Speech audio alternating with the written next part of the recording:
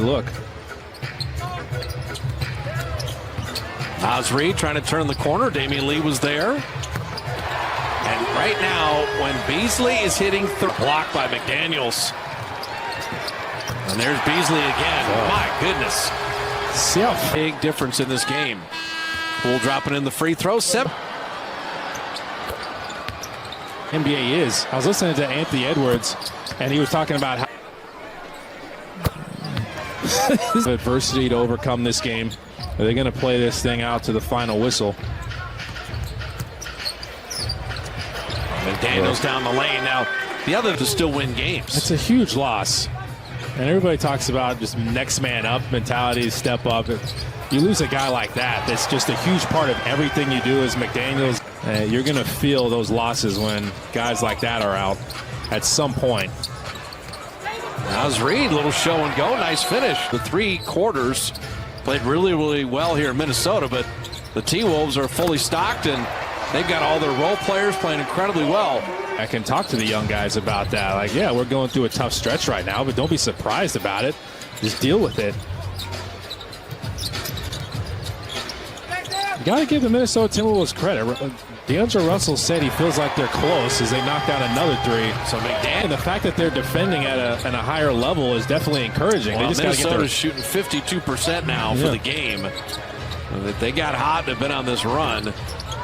Andrew Wiggins dropping that in. 14-day stretch. Yeah, everybody has tough stretches. Klay Thompson hitting that 3. Have been excellent. And that is not normally the case for the T-Wolves in a lot of games. Their big 3 kind of carry the deal.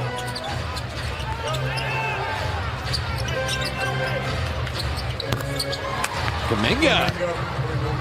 Jonathan Temps have all been good in terms of when he should shoot and what he should be doing. This is a great building block after that Chicago performance. I didn't see too many crazy ones. This game was Noel's score time. That 24, and that let the air out of the balloon. They would have been up 73-67 and feeling good. And it just did not end up that way. And then Minnesota just consistently outplayed them from that point of the game. And it made everything since. And obviously with the Lakers, Malik Monk is playing better for them. As that one misfires. Well, Josh Okogie, what you just saw there, the playmaking, he showed that this summer in the Olympics. He really handled the ball well, made some great passes out of pick and rolls. This is Nathan Knight out of William & Mary, who's got it right now. And Knight has missed a couple layups here.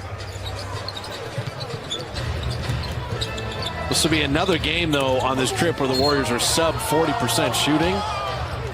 As JTA will draw a foul here. And, you know, without Steph, it gets a little more understandable. But as good as the Warrior defense is normally, the offense, you know, the last 15, 16 games, the Bulls game being the rare exception in the one Utah road game. But, you know, you're seeing a lot of 38% and a lot of games under 100 points. Well, you saw early in the season, the Warriors were really good defensively, and they were super consistent. We talked about it not leaking over, the offense not leaking over if they struggle one game here or there, the frustration not leaking over to the defensive end.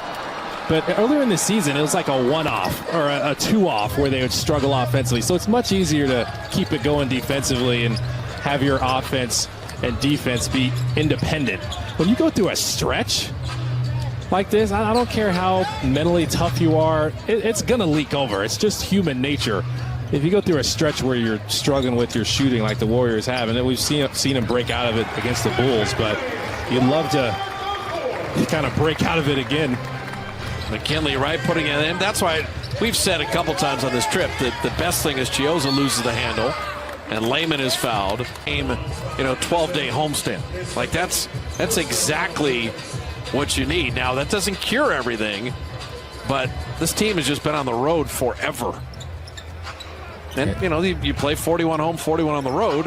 When the Warriors had, as McKinley Wright misses there, when they had the early homestand, they started the season 21-4. Yeah, and I've been a player, like, sometimes when you're on the road and you have a stretch like that where it's constantly you're on the road that much, your legs can kind of feel like jello. And you just for whatever reason, your shot doesn't feel great because your legs are a big part of it. Getting your legs into it and making sure you have that lift on your jumper. We've seen a lot of missed short shots, and then sometimes if you don't have your legs, you're trying to use your arms too much, then you're going to be inaccurate, missing left and right. Oh my goodness. And JTA was not going to let Okogie send that one down. He didn't get high enough. He wasn't going to do anything with that.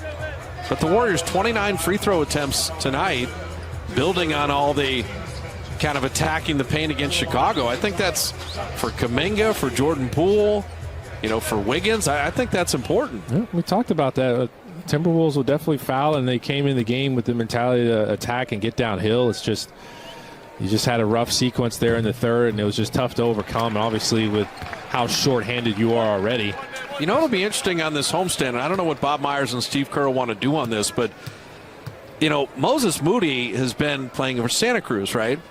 He had 37 in Memphis. He had 32 against the Texas G League team.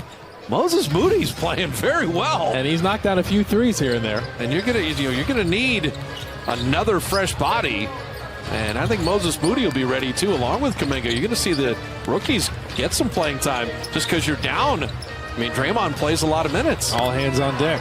JTA hitting that three.